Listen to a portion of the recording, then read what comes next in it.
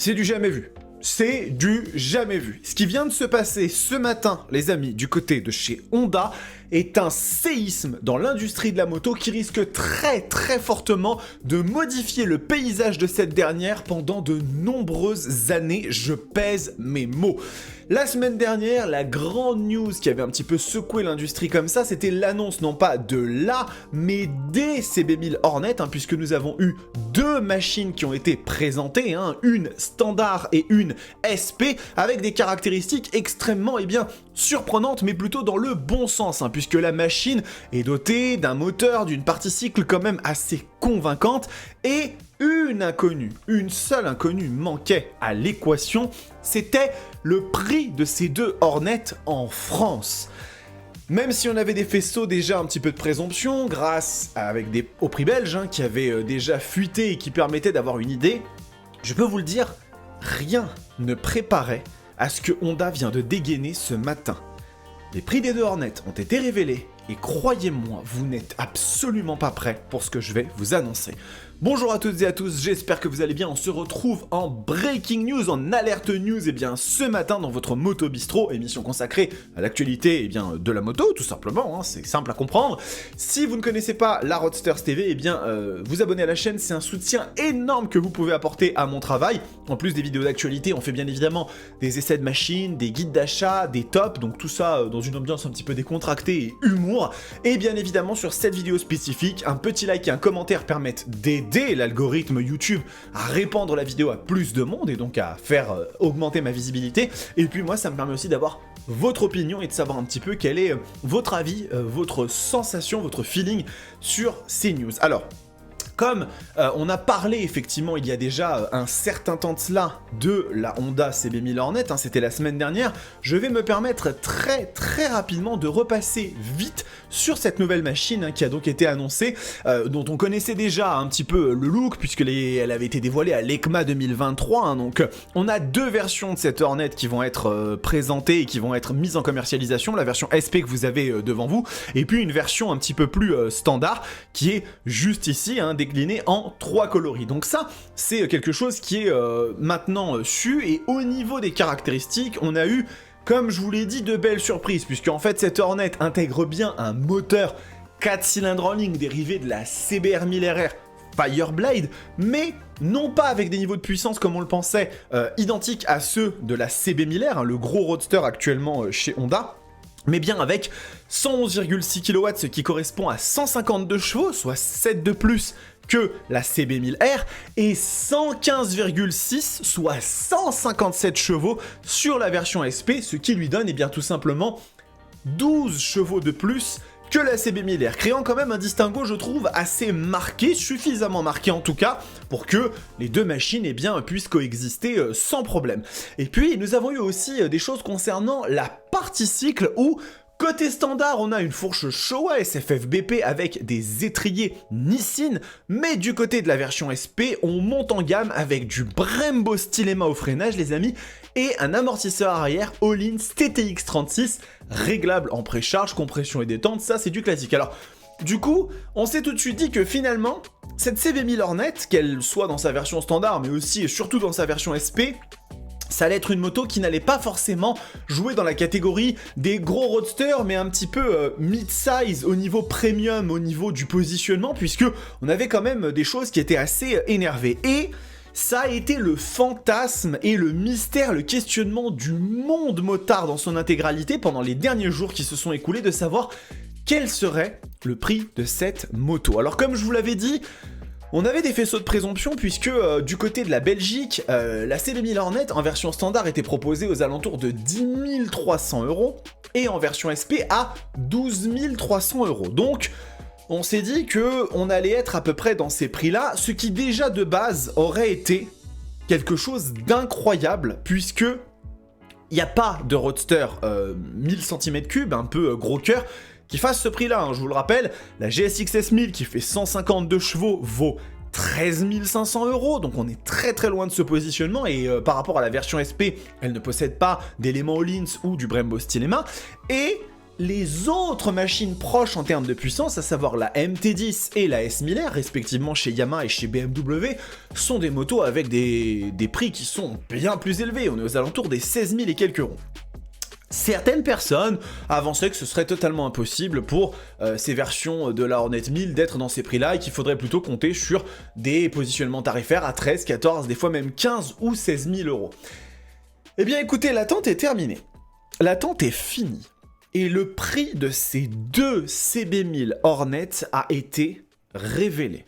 Et je peux vous le dire, encore une fois, personne ne s'attendait à ce qui allait être annoncé.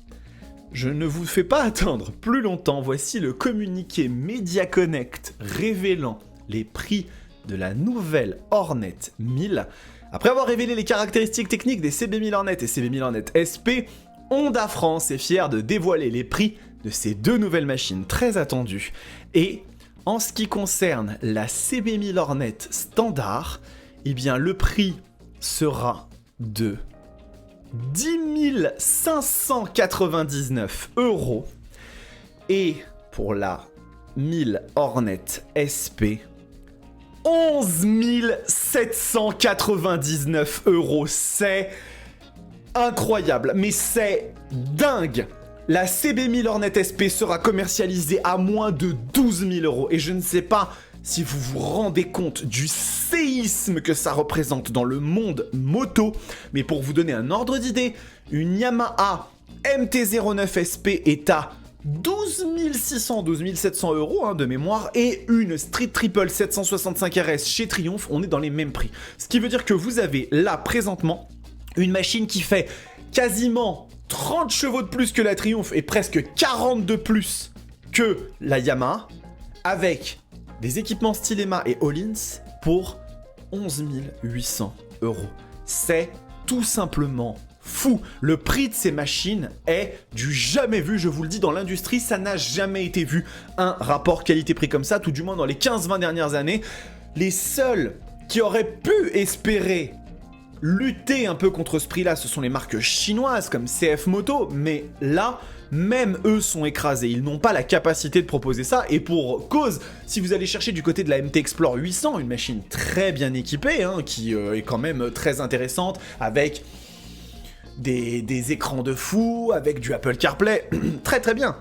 On est quand même sur un trail qui vaut plus de 12 000 euros avec un moteur qui fait 95 chevaux, un moteur de la 790 Duke. Ce sont des catégories qui sont totalement différentes, je vous l'accorde, mais ça vous donne déjà un ordre d'idée. Eh bien écoutez, oui, effectivement, ces deux machines sont à des tarifs qui sont absolument dingues, et je vais vous expliquer pourquoi est-ce que c'est quelque chose de très très très intéressant, parce que en fait, ce prix est, à mon sens, motivé par plusieurs raisons, et l'une d'entre elles, les amis, c'est justement la concurrence avec les marques chinoises. Pour moi, ce qui vient de se passer avec cette CB1000 Hornet, c'est une première contre-attaque, une démonstration de force de la part de Honda pour dire aux constructeurs chinois: doucement, doucement, vous n'allez pas réussir à avancer comme ça inexorablement.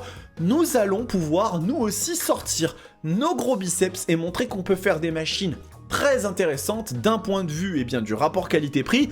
Aujourd'hui, la question qui peut se poser, c'est véritablement de se dire, mais comment est-ce qu'ils vont maintenir ça? Parce que les Chinois ont accès à des manufactures, ont accès à des usines pour la fabrication des pièces en direct, donc ils ont beaucoup moins de problèmes de tiers, d'intermédiaires qui peuvent justement augmenter les prix. Et aujourd'hui, sur la plupart des motos, ce genre de tarif semble très difficilement faisable. J'ai du mal à voir arriver Ducati ou BMW avec des prix pareils. Mais là, Honda ont fait quelque chose qui est quand même phénoménal, puisque, encore une fois, je vous le dis, des tarifs comme ça, ça ne s'est jamais vu dans l'industrie. Et je vous en supplie, ne venez pas me citer des roadsters qui coûtaient il y a 10 ou 15 ans 10 000 ou 12 000 euros. L'inflation fait que les valeurs ne sont pas du tout les mêmes. Et aujourd'hui, ces roadsters, avec leur prix intéressant, coûteraient 15-16 000 euros aujourd'hui dans des versions normales. 11 799 euros pour une machine qui fait 160 chevaux, qui est équipée d'étriers Brembo Stylema et de Öhlins, c'est du délire. Et j'entends bien évidemment venir les personnes qui vont me dire: mais pourquoi tu t'extasies sur cette machine, elle a rien d'extraordinaire. Encore une fois, je vous le répète, Une moto n'a pas besoin d'être révolutionnaire pour être extrêmement bonne. Une machine n'a pas besoin d'être la plus puissante, la plus légère, la plus technologique pour être un extraordinaire produit. Il suffit simplement qu'elle réunisse très bien un ensemble de choses et que derrière elle soit proposée à un prix très attractif. D'autant plus que, je vous le rappelle si vous n'avez pas ça en tête, que chez Honda, la garantie et assistance, elle est de 5 ans. 5 années. Toutes les marques de moto ne font pas nécessairement ça. Et là, sur ces machines, vous avez 5 ans de garantie de tranquillité. Je trouve que c'est totalement fou. Et du coup, eh bien, ça va bien évidemment impacter tous les acteurs moto, ou tout du moins ceux qui veulent rester dans une course aux machines abordables, et je pense notamment aux constructeurs japonais en premier. Il n'est pas impossible que du côté de l'Europe, ça ne suive pas ce rythme-là, parce que effectivement, BMW, Ducati, Honda, KTM ou Aprilia, excusez-moi, j'étais en train de parler d'Honda, ne suivront peut-être pas cette logique-là. Mais en tout cas, chez Honda, Kawasaki, Suzuki et Yamaha, il y a fort à parier que ça bouscule profondément et fortement les mentalités. Et pour vous dire à quel point c'est une breaking news, le prix de la 1000 Hornet standard n'est même pas encore affiché sur le site. On a bien celui de la SP, mais celui de la standard n'est pas affiché, donc ça va arriver dans les prochaines minutes. On est vraiment en breaking news.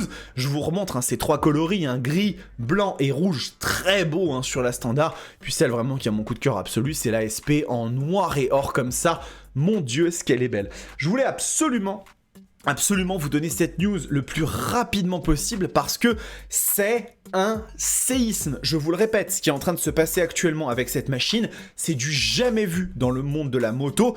Honda viennent de mettre les points sur les i sur énormément de sujets, énormément d'aspects, et ils viennent d'annoncer très clairement, je vous le dis, qu'ils vont braquer l'année 2025, et je le répète, je le redis encore une fois, mais pour celles et ceux qui n'ont pas forcément eu cette information-là, si Honda est capable d'assurer les volumes de vente de la CB1000 Hornet standard et SP, nous allons avoir pour la première fois depuis des années, voire même peut-être pour la première fois depuis le début de l'histoire de la moto, un super roadster, puisque pour moi un hyper roadster, on va dire qu'on commence à partir d'une Tuono, donc 170-175 chevaux, mais tout du moins un super roadster 1000 cm3 dans le top 5 des ventes 2025.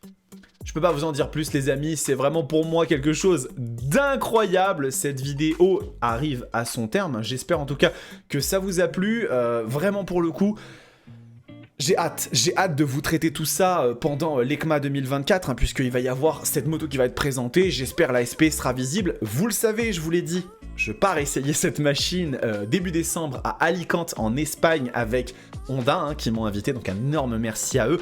La machine arrivera très probablement en début d'année prochaine, donc j'aurai la chance de pouvoir mettre mes mains dessus assez tôt, donc j'ai hâte de pouvoir vous en dire ce que j'en pense, parce que maintenant il reste vraiment à faire le test de la moto et se dire est-ce que oui ou non elle est vraiment à la hauteur de ce prix et de ses caractéristiques. Mais bon, ça va être incroyable.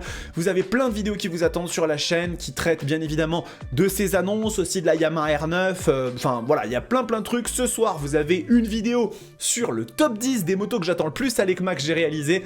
Je l'espère vous plaira. En attendant les amis, prenez soin de vous, kiffez vos bécanes. On est dans une époque incroyable de la moto. Ciao.